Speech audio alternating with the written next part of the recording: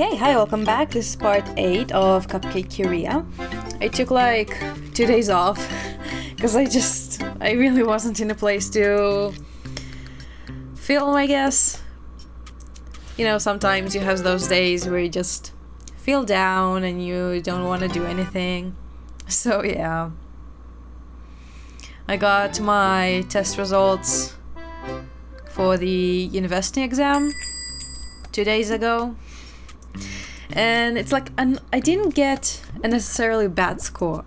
Like, together with your results, you get the average in each section that you take. And in almost all of the sections, I was like on the dot. I was the average point. Like, I'm not kidding. In one section, I think I got 111 points and the average is 111.6. Like, what the hell? But then there was one section which I got a little bit, like quite a bit, not gonna lie, quite a bit under the average, which is, I think, the reading comprehension in the Japanese section. Which, I mean, makes sense. Those texts are really, really hard. And for most of the section there, I just guessed based off vibes and like what makes more sense, I guess. So that makes sense. And then in the math section, I got above the average, which is, it fits. Like, I'm generally good at math, so it makes sense. But the most annoying part is that one of the universities I considered like applying to, they require at least 120 points in the maths section, and I got 118, which is so fucking annoying, and I'm so mad at myself because I remember in the test when I finished the first question and I realized that there is a lot less time than I expected there is to be. I just started to panic, and because I panicked, I got in my head, obviously, and I couldn't do as well as I would have done. Which is so annoying, because I'm assuming that because of that, those are like the 2 points that I needed.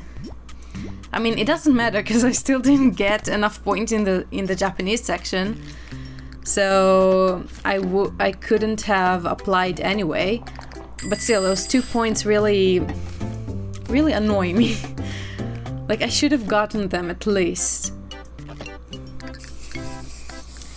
And another university that I thought about, which had the least, like, they were expecting their minimum requirements were the lowest out of everything that I looked at. And even then, even with that university, I was missing 11 points total, which again is not that much. Like, 11 points out of 400, that's what I'm missing. That is so annoying, because in the Japanese section I did get enough for them, but then just those 11 points from the science and maths together I was missing, which again, it's so annoying, and now I don't know what to do. So I was depressed for a bit, for 2 days. I mean, yesterday too, I realized, like, my washing machine broke, so I don't know what to do with that now too, so that's great. I mean, we'll see. Like, the university, I have a few options. Obviously, it's not like everything is lost cause or anything. It's just really sad and disappointing. But that happens, I guess.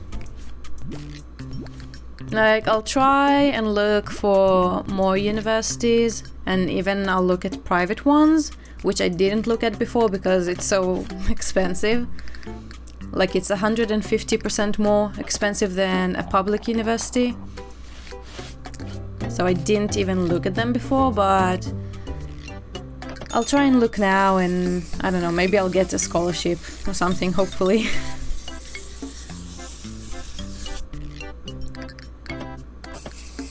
And I'll try to search for university that I do fit the requirements on that test.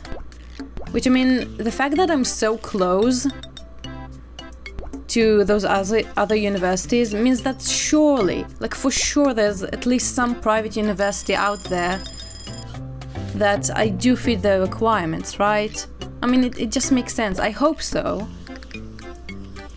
But I try to look for a little bit, and like in theory, each university has like a document that, oh, perfect, nice, that lists all of the requirements and how to apply to the university, and well, basically anything that has to do with foreign students that want to study at that university. And usually, in those documents, there's a section under the requirement section, which is for how many points do you need to get in that test in order to apply. And I only looked at 2 universities so far because it was in the middle of the night and I just had to stop myself and go to sleep. But in neither of their documents, there was nothing written about the exam. Like technically in one, I did Control F and I searched for the name of the exam. And in one of them there was something about it, but it didn't say the minimum requirements. And I was too lazy to actually read everything. And again, it was the middle of the night. So we'll see how that goes, I guess.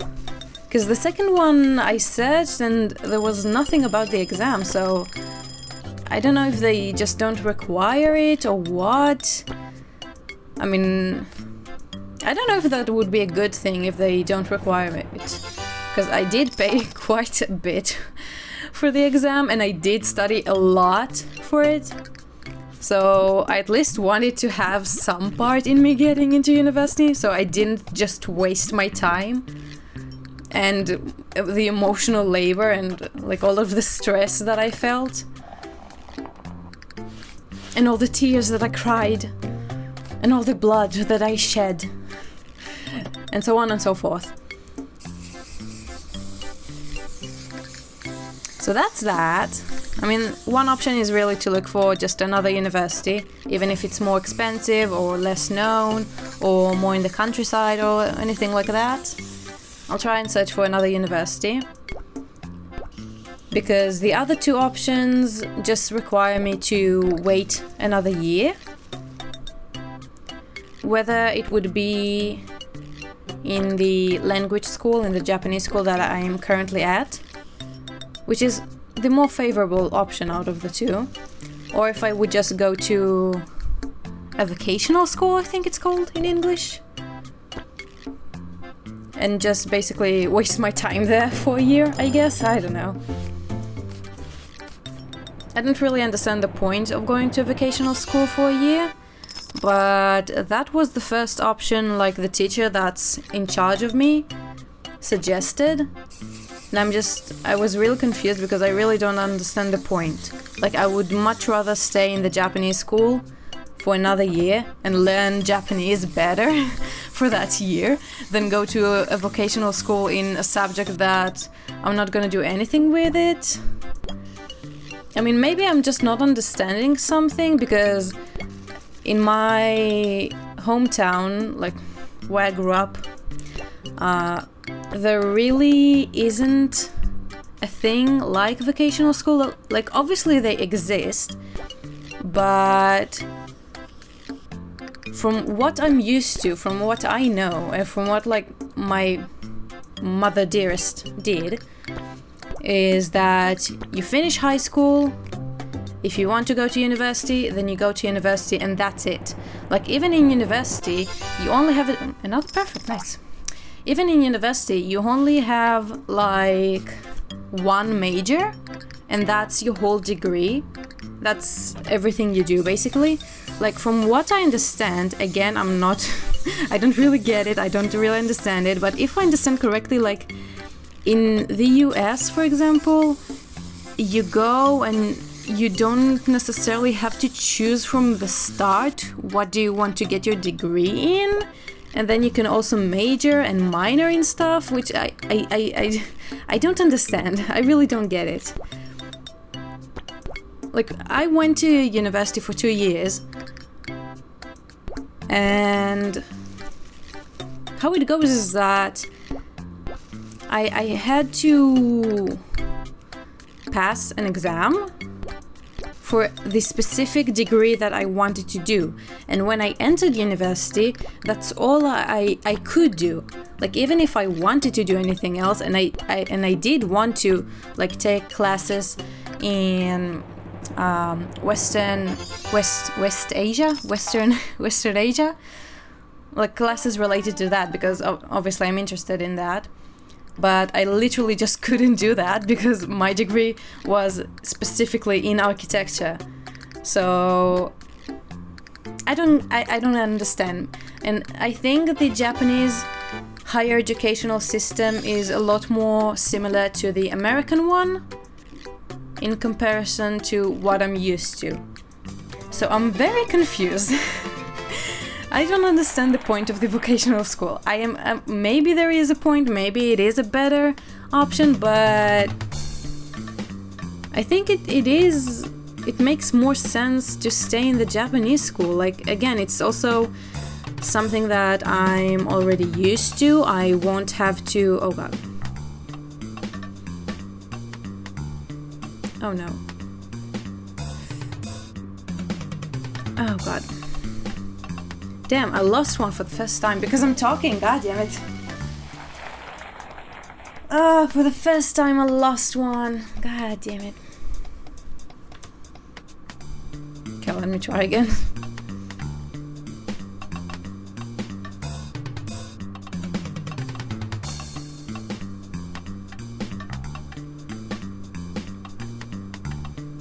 Nope. Nope. There we go. Also, like, if I stay in the school, I won't have to move to a different apartment, city, like, prefecture even, I don't know. I won't have to move, period. And that's also a very important thing to think about. Because it's not cheap. And I mean, technically, if I... Like, the contract that I signed on my apartment is for 2 years. And if I leave before 2 years, I have to, like, basically kind of pay a fine. Which is... If I leave 1 year into the contract, it's 2 months rent.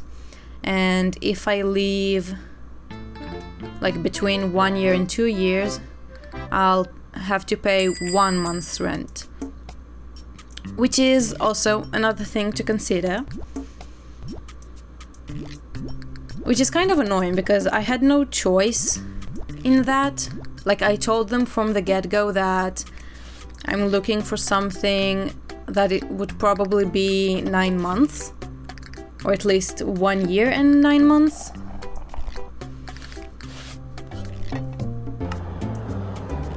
But it just wasn't an option. Like, the default and the only option was to do 2 years. I mean, I got a pretty good apartment and it's pretty cheap too, especially considering the location, which is a really, really good location. But yeah, it is what it is. That's how things are in Japan.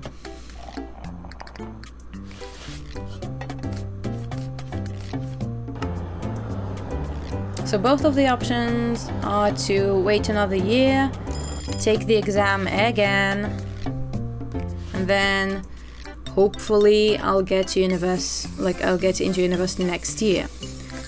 But that means that I'll have to actually wait another year, and I mean, Like, again, in my head, the way I was raised to think is that you finish high school, you go to university, you finish your degree by the time you're like, what, 23? At maximum? And I'm already 22. And I dropped out of university after 2 years to come here. And I'm finally here. And to wait another year to go to university would mean that I'll graduate when I'm, what, 28? Actually, no, 27. It's 4 years, right? So 27, which is... I don't want that. I really don't. But then again, like, on the other hand, when I was in university, my first professors in architecture did always insist on the fact that in order to be successful in architecture, obviously it's from their point of view, so it's not a fact, but to be successful in architecture, you need to be a little bit older to have a better view on life and understanding of things. And at the time when I entered university, I was 17. And most of my classmates there were at least 23. Like, at least. The oldest one, I think, was 10 years older than me. And she was, around 28. And she was great. I loved her projects and the things she did. So I guess it's not that much a bad thing in my case specifically. And I mean, I did feel when I started that my projects were my first two projects in the first year in university, I kind of hated, not gonna lie.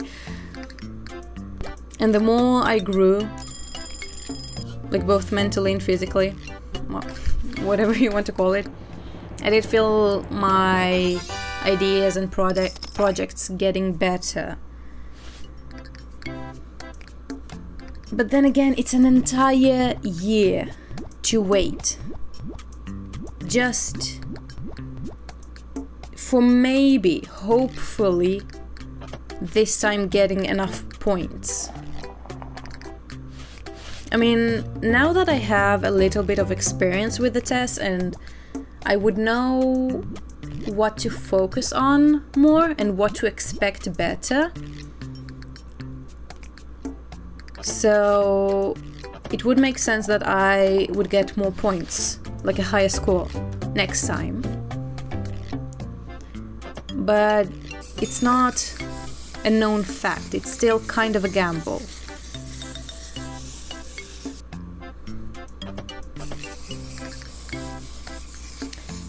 So yeah, things are fun, very stressful. Like, I also have to give my school, like, my decision if I want to stay another year this week until the 28th, because then they go to New Year's and winter's vacation. So I have to make the decision pretty fast too, which is also very great, not stressful at all, very awesome. But yeah, today I just gave myself kind of a day to relax, do things that I like to do. I watched quite a bit of anime, and that was fun.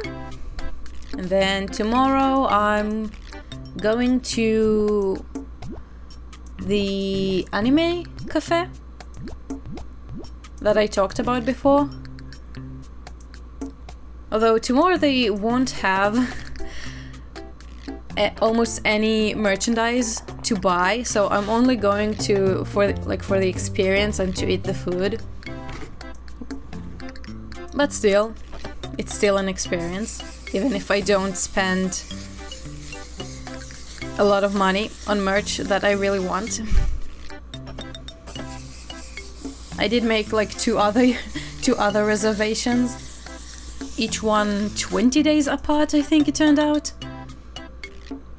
So that would also give me enough time to kind of forget and reset myself and then experience it all over again. So that's going to be fun. Very fun. I'm very excited for that. Although I'm kind of bummed over the fact that I'll have to leave my house. I kind of plan to just stay here like a gremlin all winter vacation. I mean, I have work, so I'll leave for work. But aside from that, I kind of expected myself to just be a little goblin. Damn, I've been getting quite a bit of perfects this so far. Nice. Good job. Good job, me.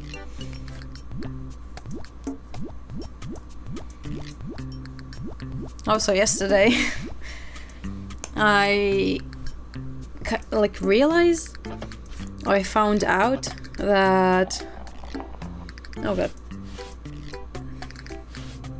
that my washing machine is broken. Like, it's not broken, it's just missing a part, apparently. And only lately she decided, like the machine decided to not work because of that. But I'm pretty sure it was missing that part since I bought it, which I did buy it second-hand. But still, I'm pretty sure that part wasn't there the entire time, and only lately the machine decided that it wants to not work, no matter how many times I try. Which is very, very annoying.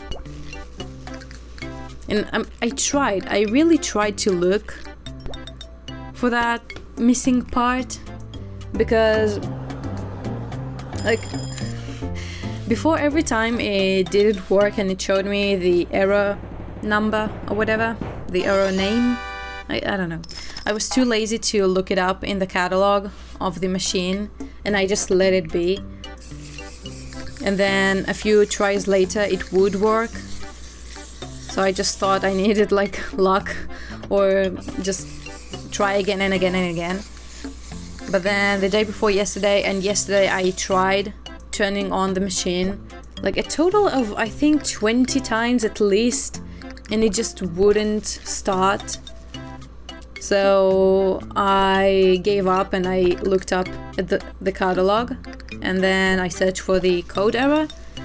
And the error basically says that the machine can't lock the door for some reason. So I looked again at the catalog where the lock is supposed to be.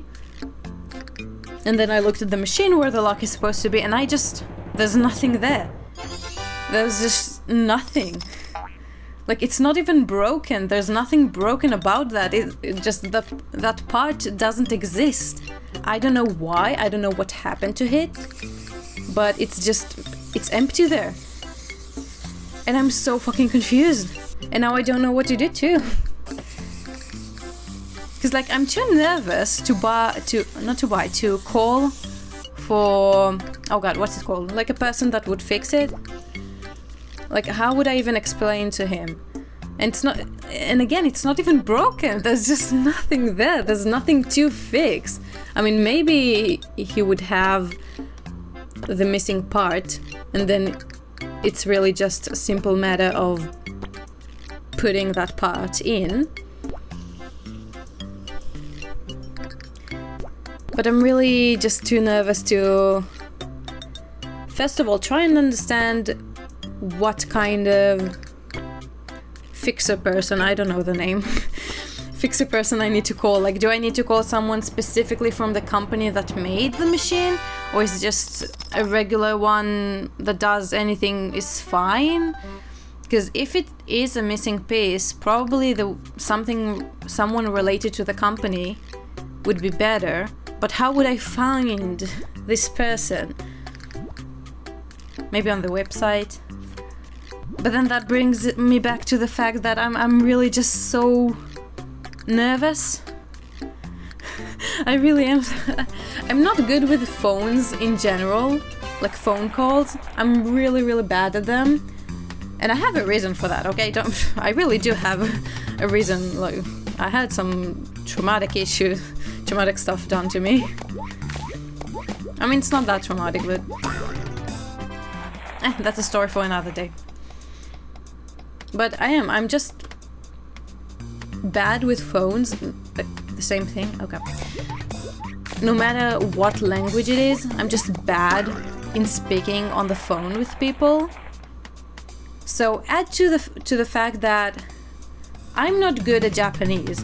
They can see through the phone that I'm not Japanese. Like, usually when I'm talking face to face with Japanese people, they at least can see the fact that I'm not Japanese, so they will try to talk slower and more, like, in a more clearly, that's the one. And they will try to speak more clearly and slowly so that I would understand, and they can't see that on the phone. And I tried, like, I had to talk to Japanese people on the phone a few times before. Not that many, just a few. And they really do speak so much faster than you're used to from school or from anything else. Their natural speed of talking is so fast. Like, by the time the person on the phone finished talking and said everything, oh god, really? Because she was speaking so fast and so much, I didn't respond at all, and I just took a few seconds to try and process what she said. And because it took me those few seconds, she started to get a little bit worried, and she was like checking, are you there? Are you listening? Like, is everything okay? And I tried to explain to her, like, yeah, and through me, like, talking with her, tried to understand fully what she said, and it's just, it's so stressful. It really is so stressful. I don't want that. I really don't. I don't like it. I don't like phone calls at all. I hate them so much.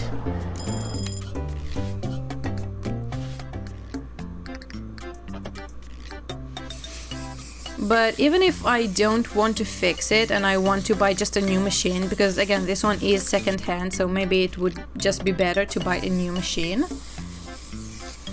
But even if I do want to do that, it's not simple, because obviously I'll have to throw out the old one, which I don't know how to do that. Like, I don't know if the new company has to take responsibility and like take the old machine out, or if I have to dispose of it myself. Because if I have to dispose of it myself, I am literally incapable of taking that thing out of my apartment. Like, it's just impossible. It's not that I'm necessarily super weak, it's just that it really is that heavy, and I have like 1, 2, 3 different steps in my apartment, which I'll have to get the machine over them. And then on top of that, in Japan, if you want to throw out large garbage, you have to notice the city, and you have a limited times in a year that you're allowed to throw it out for free. So for my case, maybe it's just the regular case, but for my case, I have like 2 free passes every year to throw out large garbage. And then after that, you have to pay. But then again, you also need to call the city and tell them that, hey, I'm throwing this big thing out on this day, this time, I don't know. And that's another thing. And then obviously I'll have to pay for the new machine, and then so annoying. I should have just bought a new one from the get-go. I don't think I even saved that much with buying a used one, but I just did. And now I'm regretting my decisions. which is great. I mean, to be fair, I also bought my fridge secondhand too, and the fridge is doing fine. It's perfectly fine. Like, yeah, it has a lot of scratches and dents, but aside from that, it's working perfectly. Like, no complaints. Honestly, good fridge.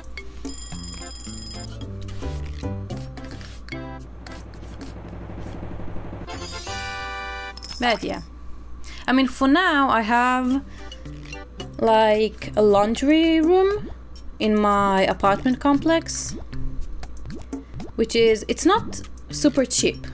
Like, it's not exactly expensive. I mean, I don't know, I don't have any standards for paying to wash my clothes. I've never done that. But just to do a load of laundry, it's... oh god, what is it in dollars? I don't know what it is in dollars, but in yen it's 200 yen. And then to use the dryer, it's 100 yen for every 30 minutes. And obviously now in winter, I'll have to use the dryer for at least an hour and a half probably. I don't know how strong it is, but I don't know, I'm assuming that at least an hour. So for just one load of laundry, I'll have to pay 400 yen. And before my machine decided that she wants to have attitude, I used to do like, I don't know, 2 loads a week. Which again, it's not super expensive, but it is an extra expense on top of the fact that I already bought and I own a washing machine. So paying that is just stupid and annoying. And also it's very inconvenient that I have to go down and check that there is a free machine. And then when I put the load, I'll have to put a timer and not forget to pick it up. And then I have, again, when it's finished, I'll have to check that there is a dryer empty. And then, again, a timer and take it out in time. But also, what I used to do, because my washing machine is what's it called? Like a washing machine dryer combination? No, there's another word, I forgot the word. But a combination, basically. It's both of them. So what I used to do is that in the morning, before I went to school, I would put a load, and then I would put it so that it would start drying immediately after it's finished with the washing. And then by the time I came home, all of the laundry is done. Everything is just fine and dandy. But here I would have to actually be present and switch it to the dryer. It's just annoying.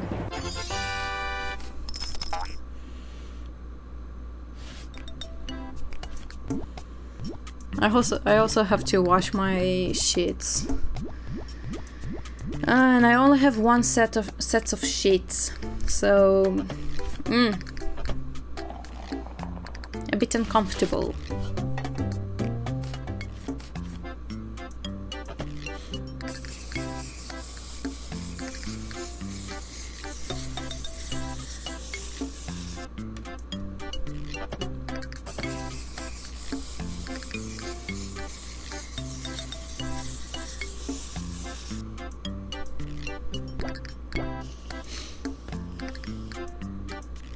I also talked finally with my manager about the fact that I'm not getting enough shifts, and he just told me basically it is what it is. Everyone wants shifts and they're just giving what they can give, I guess.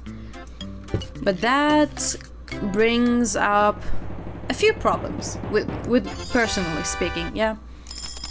First of all, why would you hire so many people if you can't satisfy everyone's requirements for the hours they need to survive off? Like, I need that to survive off. I need that money. I'm not just doing it for funsies, obviously. So why? But also, like, generally on student visa, you're allowed to work 28 hours a week. But in vacations, for example, now I started my winter vacation at school, which is fun. In vacations, you're allowed to work 40 hours a week.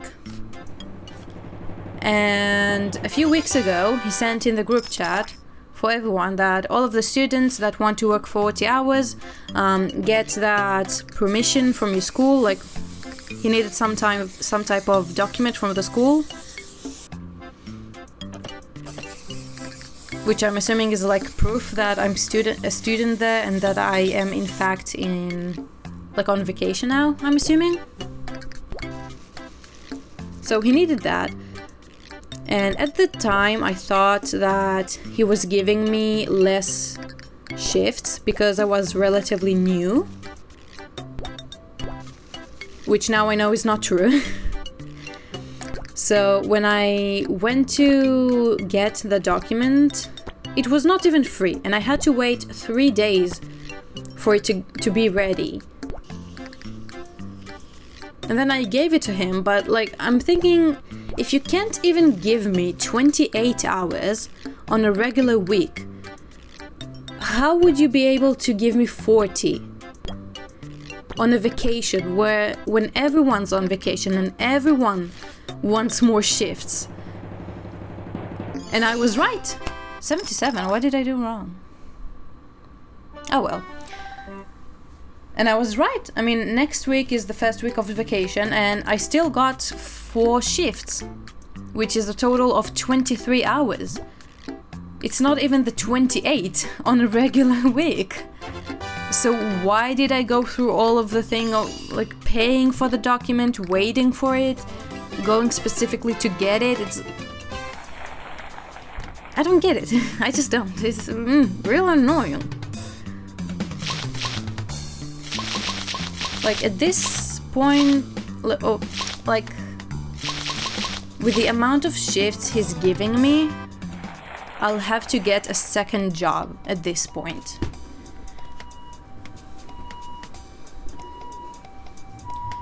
Which is a very annoying thing on its own, because then I'll have to... Oh god, I hate this. I'll have to figure out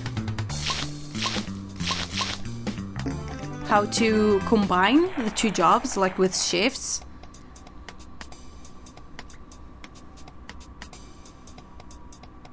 And so far, every time I've been sending my shifts, my requests, I just told them, from this week after 1 p.m. I'm free whenever. Like, just put me somewhere.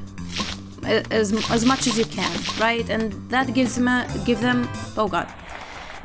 them a lot of room and a lot of options to put me somewhere.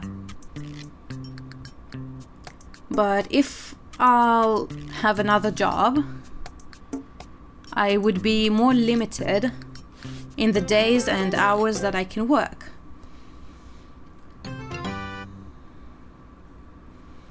And if instead of telling them put me whenever, however, as much as you can, I'll tell them that no, I can only do like Tuesday, Wednesday, Thursday, or for example, in those days specifically, they might not have shifts to give me, and then I wouldn't get anything at all.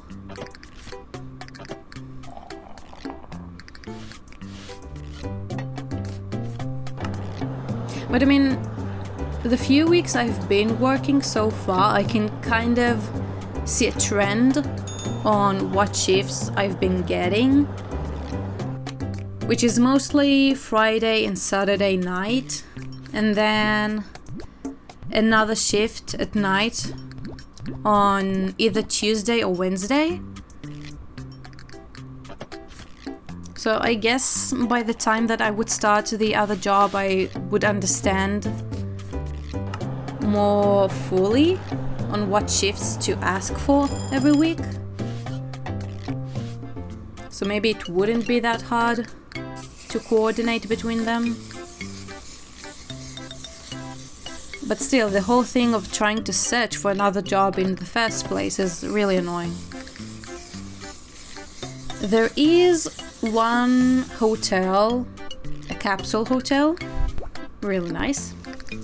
A capsule hotel near my house, which I actually stayed at the first few days I was in Japan before I got the keys to my apartment. And I thought of trying to go there. Then you know how sometimes you think of something and then you get an ad for that, which is fucking creepy as hell. Like, I didn't speak a word of it. I only thought about it as an idea. And then the next day I'm scrolling on Instagram and I see an ad for that hotel saying that they're looking for more workers, which is fucking crazy. So I'm thinking of trying to go there and see if maybe they can even give me those 28 hours just by themselves. But I also don't want to go right now, because right now it is the holidays.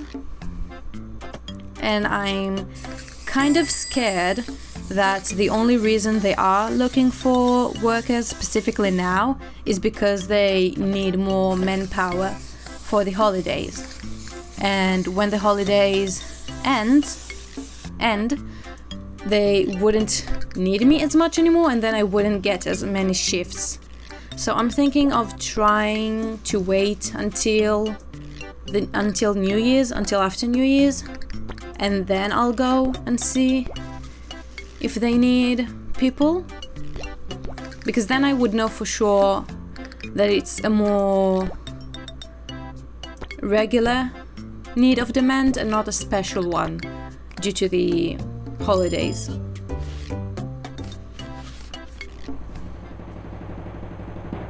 So I'll do that. Hopefully there wouldn't be any problem. And who knows, maybe I would be able to get my 20 hours there. And the pay is a little bit higher there. And it's a little bit closer to my house. And it's more chill, like from what I've seen there when I stayed. Like the konbini job, it's not super hard or stressful, but sometimes it can be. It depends if you are alone at the register or if there are other people with you. Which also kind of, it's very, like, it's two different extremes, kind of. Like, for example, yesterday we were 3 people on the shift. So almost most of the shift, all 3 of us were on the registers, and like there are other small jobs to do besides being on the register.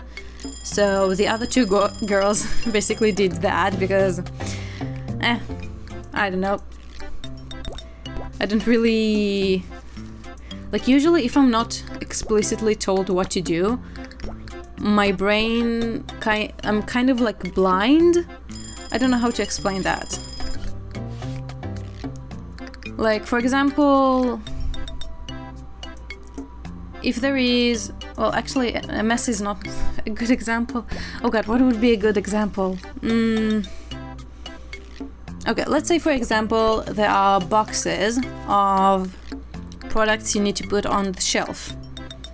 It's not the best example because it's not necessarily what happens in that situation, but just as an idea. If there are boxes in the hallway that you need to put the products on the shelf.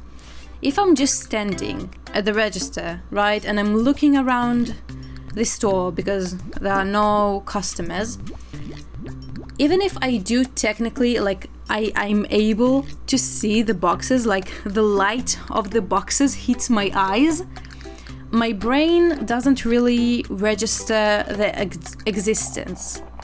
Like, they just kind of fade into the background.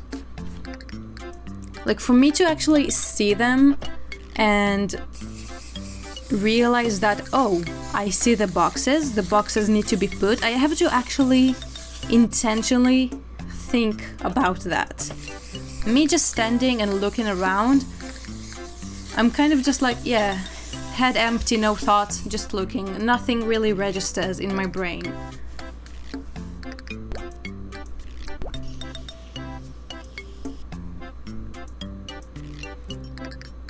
So most of the shift we were just 3 people standing there, and or at least 2. And when there are 2 people, it's almost like there isn't anything to do most of the time, because yeah, sometimes there's a customer, but then just one of us takes care of the customer. And then even if there is a little line, we take care of it pretty quickly. But then on the other hand, if I am alone, it's basically impossible to actually stay alone, at least in my location. In my location, if you are alone, the line just gets longer and longer and longer, and people are getting stressed out. My queen, I love you. People are getting stressed out, and it's just, yeah, it's really not a good thing. Yesterday too, for about an hour, after the other 2 went home, my shift was an hour longer than them. So for about that 1 hour, I was alone at the register. And by the time the new person came into the shift, the line was so long. But I mean, I did pretty good, I think, because like when she came, it wasn't that long. I did manage to keep it under control a little bit, I'm pretty sure. And then she came and we finished the line pretty fast. And then it was exactly my time to go home, and I went home. So it's very, like, it's 2 extremes. If I am alone, I have literally 0 seconds to rest and even drink water or anything. But if it's 2 people or more, most of the time we're just standing there doing nothing. Well, maybe not most of the time, but I would say about half of the time.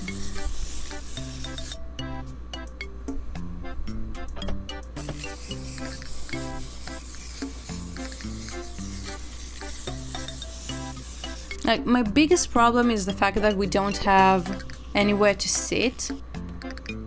Which, like, okay, when I'm serving customers, then yeah, sure. Obviously I'll stand and I won't even feel anything. But when there are no customers and I'm just standing there, because I'm not occupied with anything, obviously I'm more aware of the pain that I'm feeling in my legs, which is so annoying. So I mean, at least give us some little stools to sit at for at least those few minutes between customers.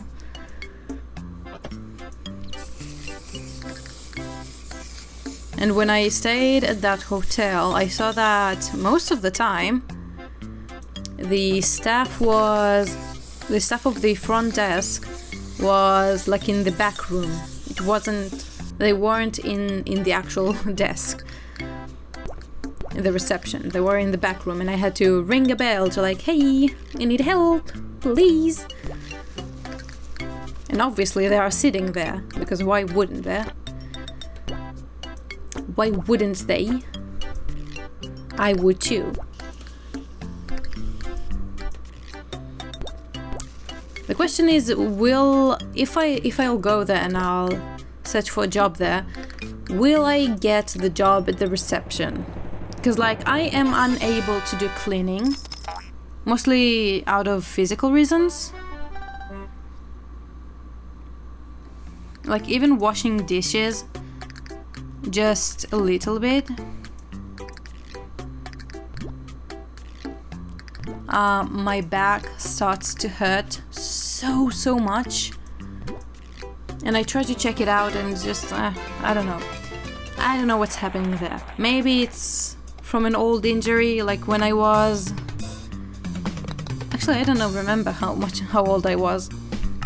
I think I was 7. I fell from a wall basically, like a 2 meters 6 feet, I think, at least. Actually, no, how much is it? No, it was more than that. It was 3 meters, I'm pretty sure. Or even 4. Anyway, I fell from a wall on my back. And my mom rushed me to the hospital. They didn't find anything. Can I go through here?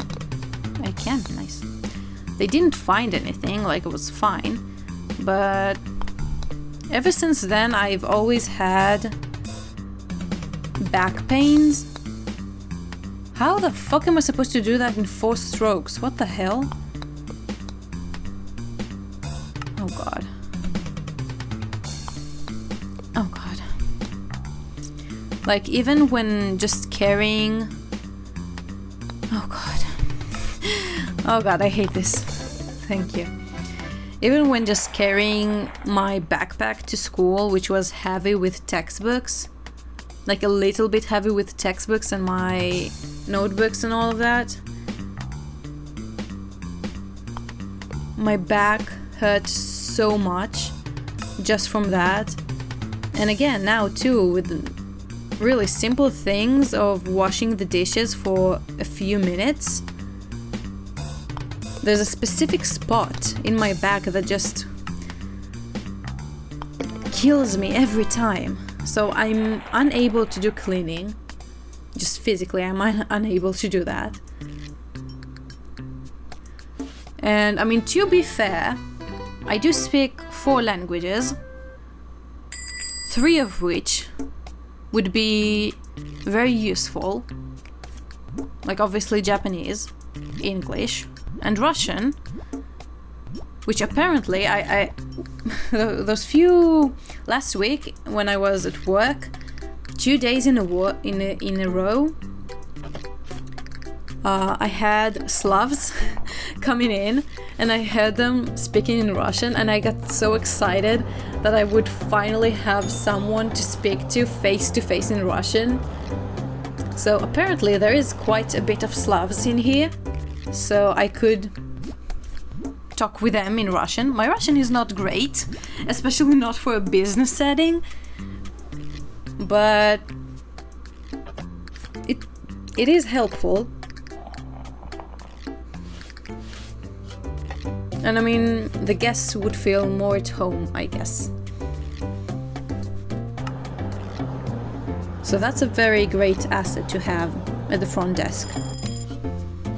And another thing, I've always been told that I have a good smile. I don't really see it. I think my smile is kind of awkward, and like I have a very gummy smile. Like you can see a lot of my gums, and apparently, I don't know. I feel like it's weird, but almost in every job interview that had something to do with customer service, I've always been told that I have a very good smile for customer service. So that's another asset, I guess, to have. So if I go and if they do need workers, hopefully I'll get the front desk and everything would be fine.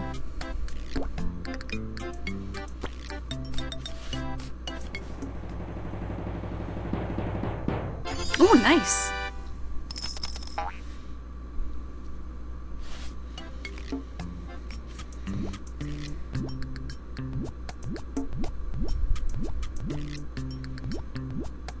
Also, a few days ago, I finally caved in and turned my air conditioner on heating, because I was sitting with the kotatsu on, but because it's only warming up my legs, I was so freezing on my upper half of the body that I gave up. I gave up. I don't like putting the air conditioner on heating because it dries the air so much, and if you do that too much, you could get headaches, and I'm already prone to migraines, which I need to avoid that as much as possible.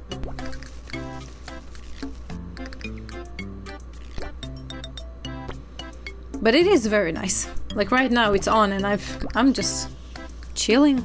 I'm not even under the kotatsu, I'm just sitting here. Everything is fine and dandy. I love it.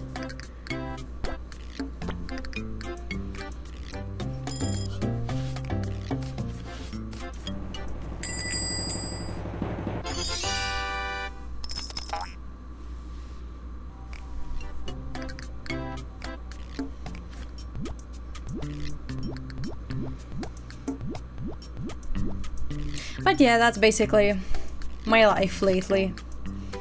I don't know. It feels very nice to vent on these videos.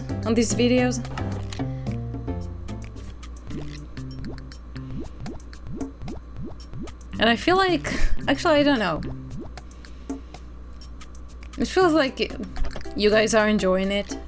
Which I'll be honest, I was kind of confused why people like to just listen to me talk about my life and random stuff.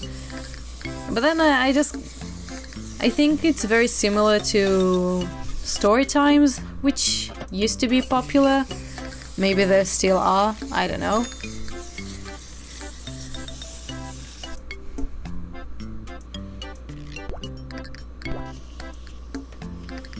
And I guess you like it. Thank you for enjoying my videos. I'm glad you like them.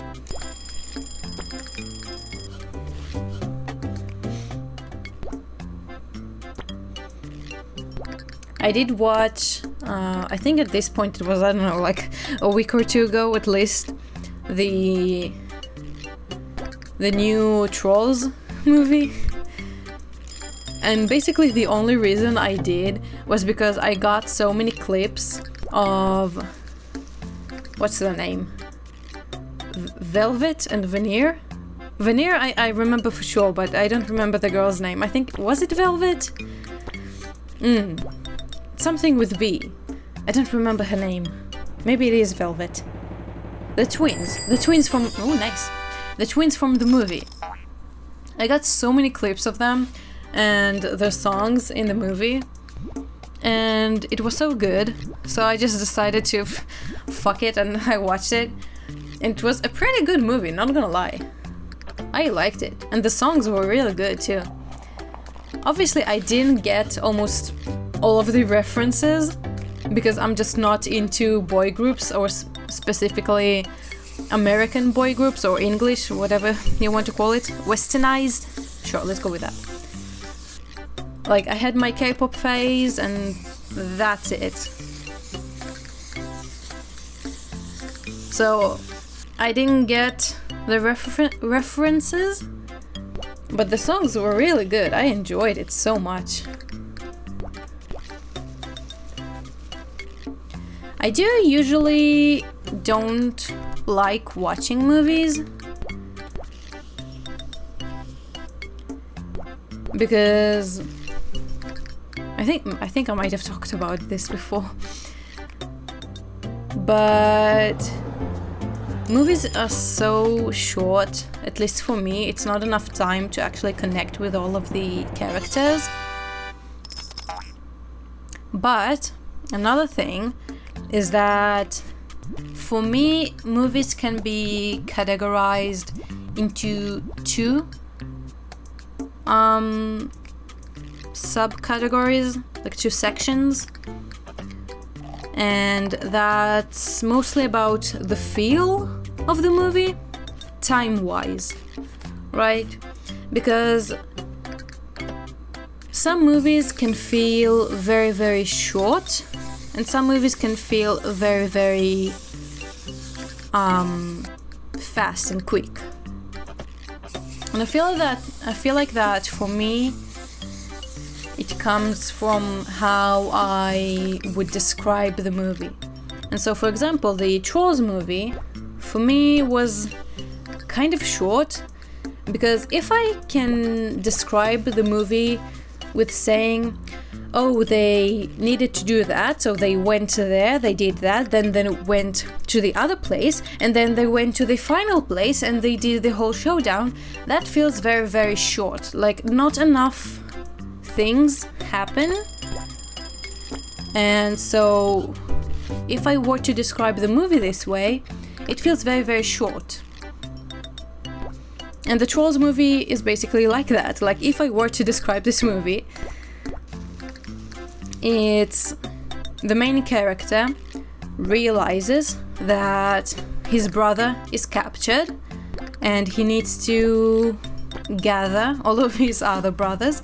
So they went to one place, got brother number 1, went to another place, got brother number 2, then they went to the final city where his captured brother is, did a whole like music showdown, I don't know, show off against the villains, and that's it, that's the movie. The brother is saved and everything is cool, everything is dandy. Like, it's very, very short feeling. But some movies are so complicated, I guess, or at least not as simple, that if and I'm specifically talking about myself, because I have a very hard time with describing stuff and explaining. So for me specifically, some movies are so complicated that if someone did tell me, please describe me that movie, it would take me so long to actually explain it in a way that I would think the listener would actually understand what's going on.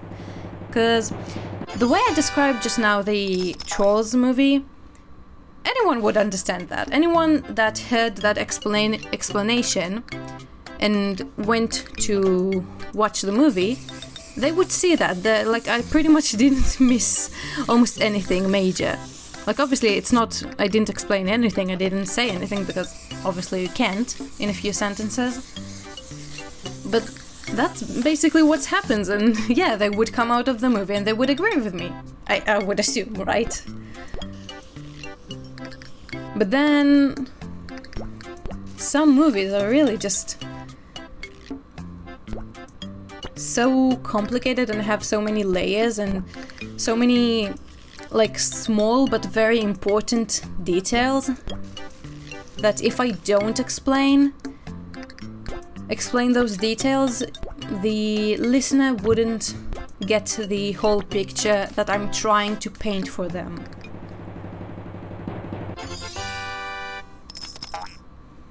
I'm trying to think of an example of a movie that feels long for me.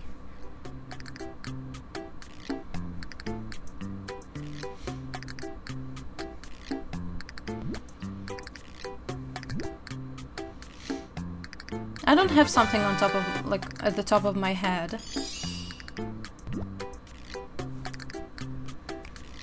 Maybe movies are just like that, I guess. Maybe that's the formula for movies. Maybe I'm just being a crybaby about that. I don't know. Oh, I didn't... Bitch! One? I'm not allowed to miss one? Really? I fucking hate this game. God damn it.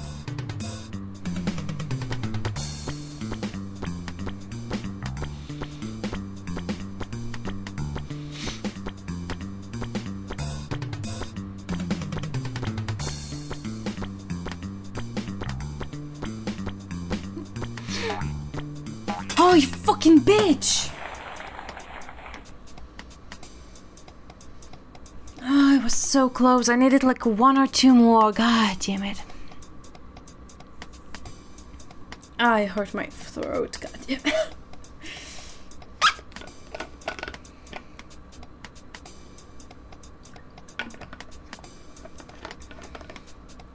Oh my god, I hate this minigame so much.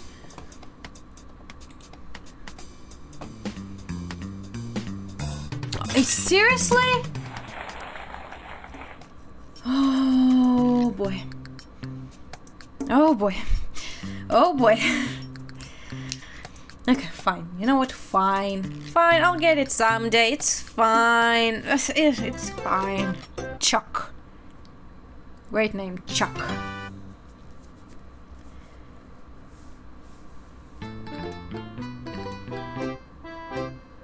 Like every movie that I really loved in the past, and I'm trying to think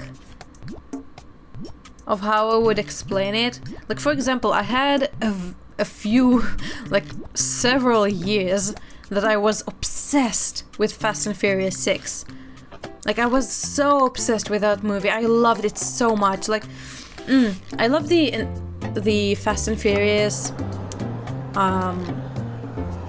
What's it called? Like movies in general, but 6 specifically had a very special in my heart, and I was so obsessed with it. But if you were to explain that movie too, I guess very basically you could say that it's a gang of racers, illegal racers, I guess. And they are trying to rob a mafia boss, a Brazilian mafia boss, and that's it. That's the movie. That's how I would describe it, which is a very simple way, obviously.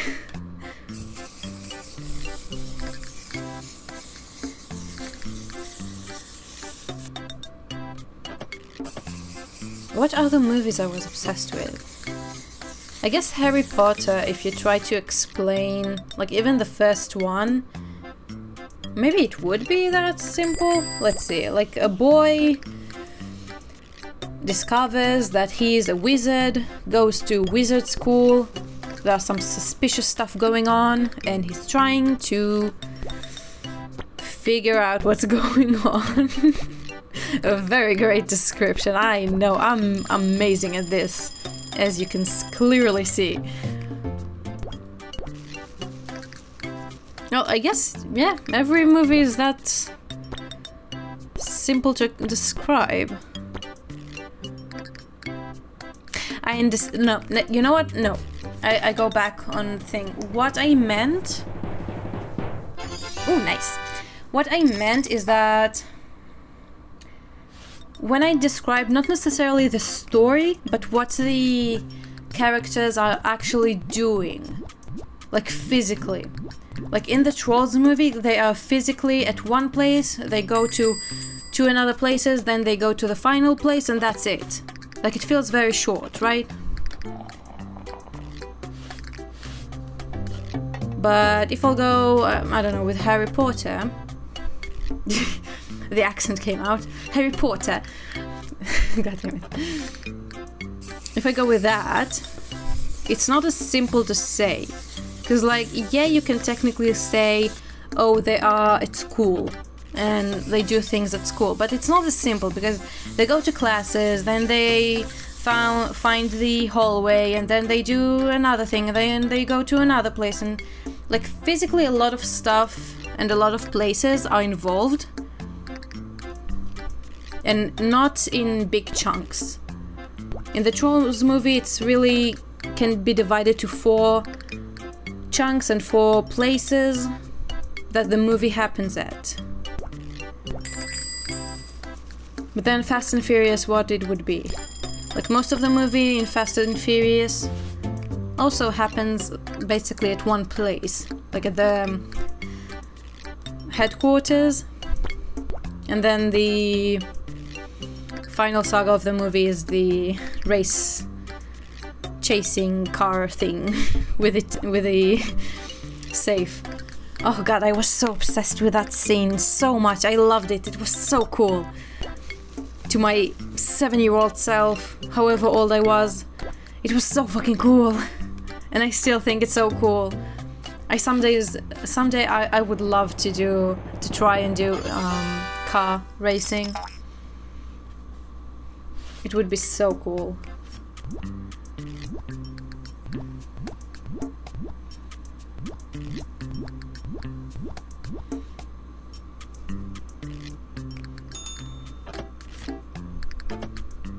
And I mean, obviously, if you compare movies with shows, whether it is anime or like real life shows, I don't know, real life action. What's it called? God damn it, live action. That's the one. Like obviously, it's a lot longer than a movie, so it makes sense that a lot more stuff would be happening. But like as I said before, I have a trouble of explaining stuff and shortening stuff. Like I remember last semester at school, one of the topics for the final writing exam was to explain your favorite TV show, something like that. And you don't have a lot of place and or time to write in the test. Like you have to keep it very short and simple, basically.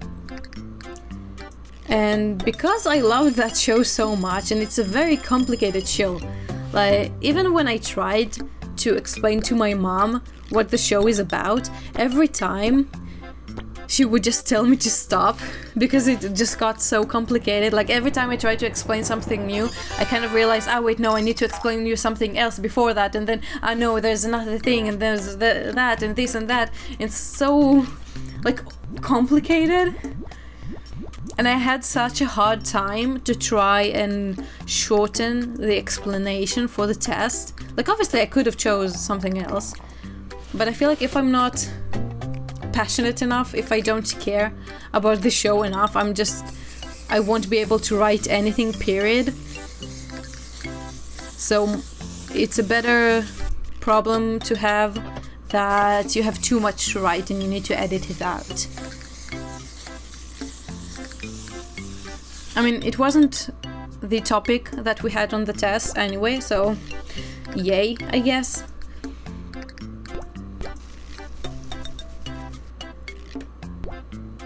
But it is very hard for me. Like I'm very bad at explaining stuff, which is part of the reason that I love doing this series so much, because I get to, well, talk. I'm just talking for an hour and a half to myself, explaining stuff. So I get a lot of practice in expressing myself and my opinions and explaining stuff in general, which I love. It's great.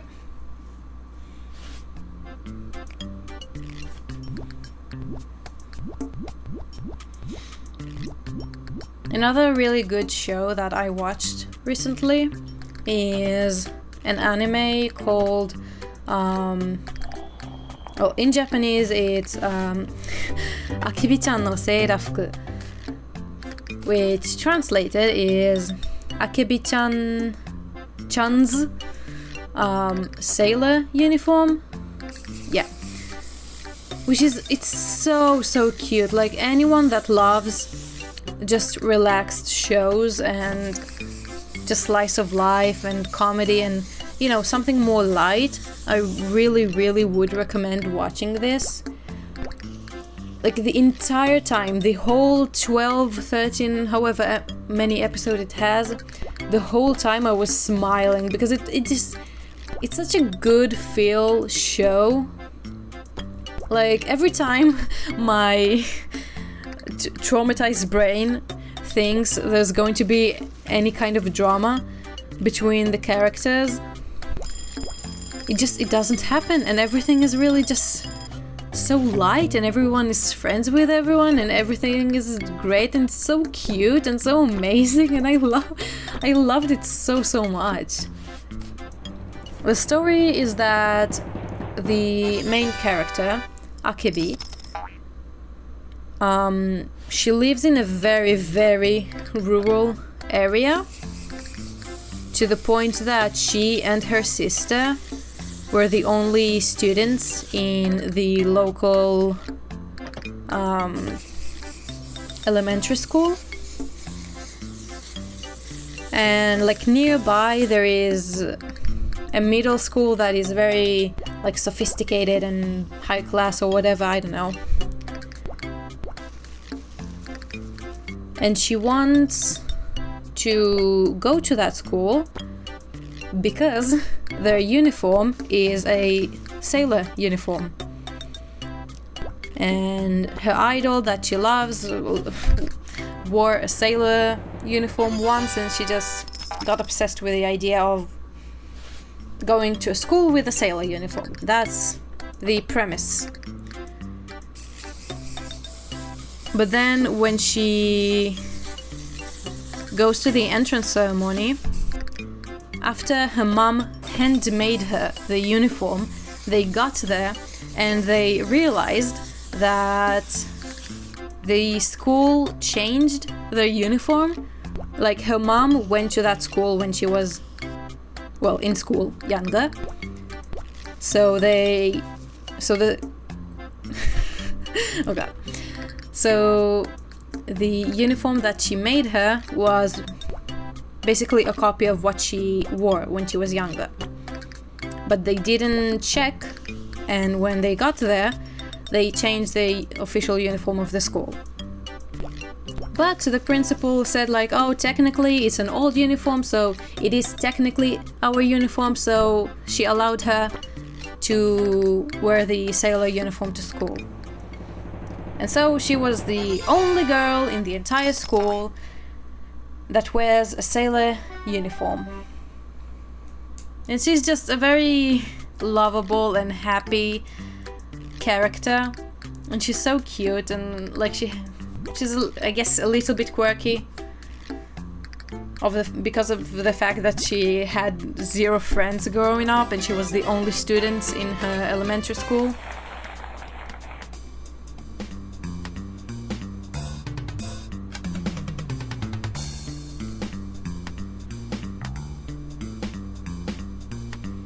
Oh, I fucked up.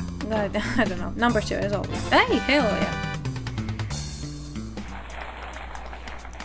So the series is about her making friends pretty much for the first time.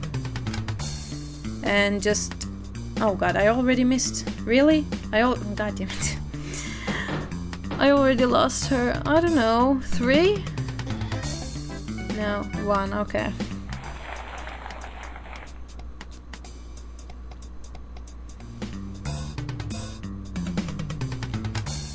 And yeah, it just goes about their daily lives at school and exams and a school festival, like sports festival. And it's very cute, very nice. My one problem is that I don't know if it's because it's short, so they took out a lot of stuff, or from the original material it was like that, but I feel like they could have went a lot deeper. I understand that it might be like they might have done that on purpose. That really, as I said, like the entire time I was smiling because it's such a good feel good show, I don't know.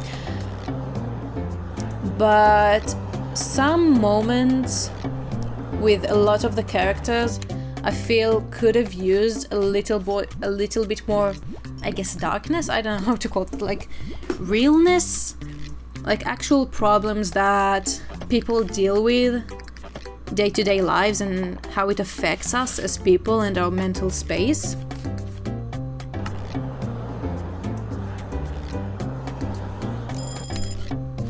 And they could have like developed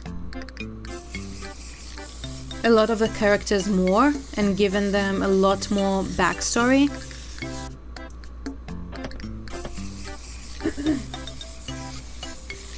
Like there's one character which an entire episode was basically about her, There's one character that she really wants... Actually, I don't... She brought a guitar from home, and she lives in the dorm of the school, and she brought a guitar, and she had this whole thing the entire episode that she wants to learn how to play on the guitar, but every time she tries it's too hard and she kind of wants to give up immediately. And I feel like they could have developed that a lot more, with the fact that they told us that the guitar was her dad's guitar, but they didn't really elaborate on that. Like, why did she bring the guitar? Why is it so important to her? Why does she want to learn how to play it suddenly? Like, why is it so important, right? But also, why is she mentally stopping herself from learning the guitar?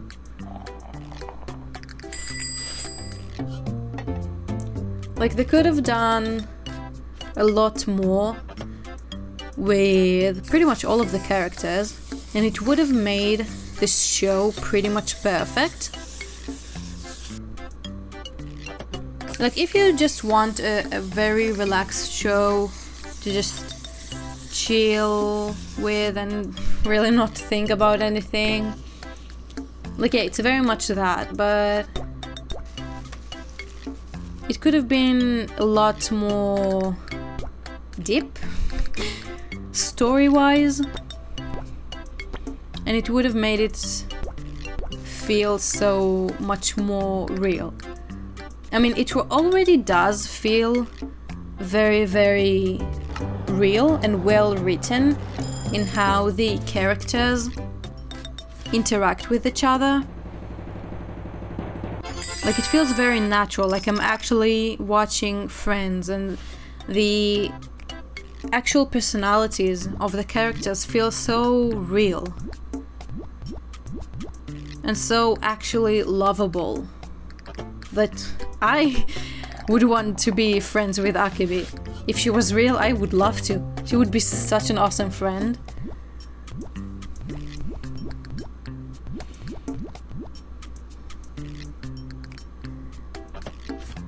Like, Akibi too. She and her little sister and her mom basically kind of live alone. And her father is always away on work-related reasons. But they didn't explain that. Again, like, they just said, oh, her father's not here. Like, yeah, they're a family and all of their relationships are very healthy and good and everything is good, everything is great, but the father is not here for some reason. And they could have done, like, a lot of interesting things with that, I think. Right? Because, like, even if your father is a great father and you love him a lot, like, obviously the fact that 95% of the time he's not at home is going to affect you somehow, at least. And they do touch a little bit on that in one of the first episodes, when he, like, pretends to be asleep when she comes back home. And he later says it's because he doesn't know how to interact with her now that she's growing up and she's in middle school. But later on they just interact perfectly fine.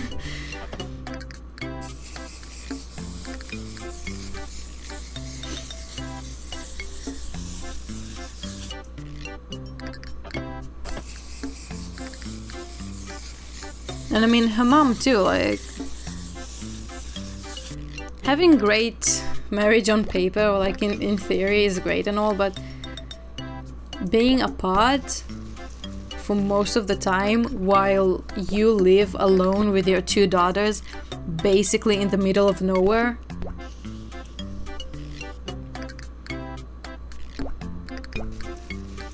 I don't feel like everyone would be just fine with that. I wouldn't be. But I mean, another kind of weird point was also the fact that I didn't understand how rural the place was supposed to be. Because again, on one hand, they said that it's such a rural place that Akabe and her sister were the only students at that elementary school. But on the other hand, there is a very, I forgot the name, like high-class middle school nearby. Like, it's so near that Akabe just runs to school every day. Like, she doesn't take the bus, her mom doesn't drive her, she just runs there. So it's close enough to run every day. And there's one episode that they go by bus to a mall, and the mall is fucking huge.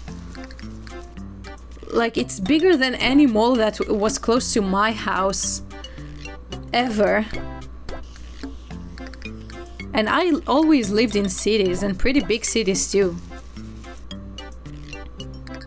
Or at least not small cities. And that mall was fucking huge in the anime. And I mean, what kind of rural place satisfies both requirements of having absolutely zero children in the area, but also having enough people and enough attraction to have this huge ass mall? I was so confused with it.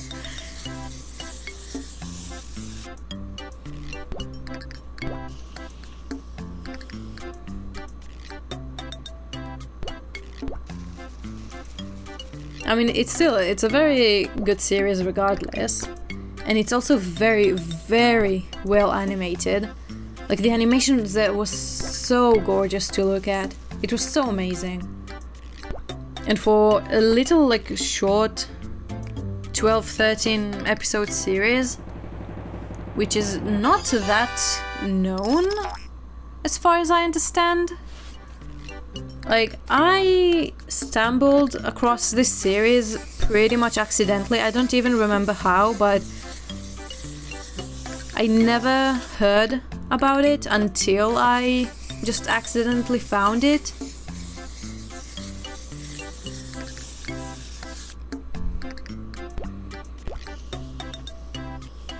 And to have that high level of an animation for this kind of series, like, on one hand, obviously I'm very grateful because it was a joy to watch. Oh god. But it's also kind of weird. Although I'm pretty sure the studio was either MAPPA or Wheat, I don't remember. But it was a studio that is very known for the animation, so I guess it's not that weird to think about. Because it fits with the studio. But again, it's not like, it's not Jujutsu Kaisen, it's not fucking Chainsaw Man or whatever, or Attack on Titan. It's just a slice of life anime with a girl going to school in her sailor uniform and doing sports. Okay. This one, cactus. Wait, there we go. There we go. This one? Yes. Popcorn, this one? Okay. Cookie. And nice. And another one. 1, 2, cherry, 3, 4, 5, cinnamon. There we go. Easy. Very, very easy. Next one.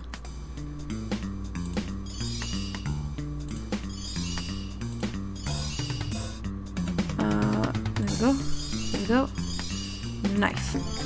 Easy. 10 seconds left. How amazing am I? Amazing. Oh, and we got a new holiday, Starlight Jubilee.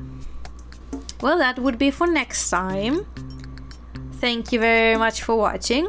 If you enjoyed, please like, subscribe, comment something, do whatever you want. Today, I don't know, one of my videos, actually 2 of my videos kind of got pushed. So I got like 10 subs in those, I don't know, 12 hours, which puts me very close to 1,000 again. If you would like to support, please subscribe. I'm very close, very happy to do that. I would love to get 1,000 before the end of the year. That would be awesome. But also don't feel pressure. Do whatever you want. But yeah, thank you guys for watching. Thank you guys for the support. I'm glad you're enjoying it. And I'll see you next time. Bye bye.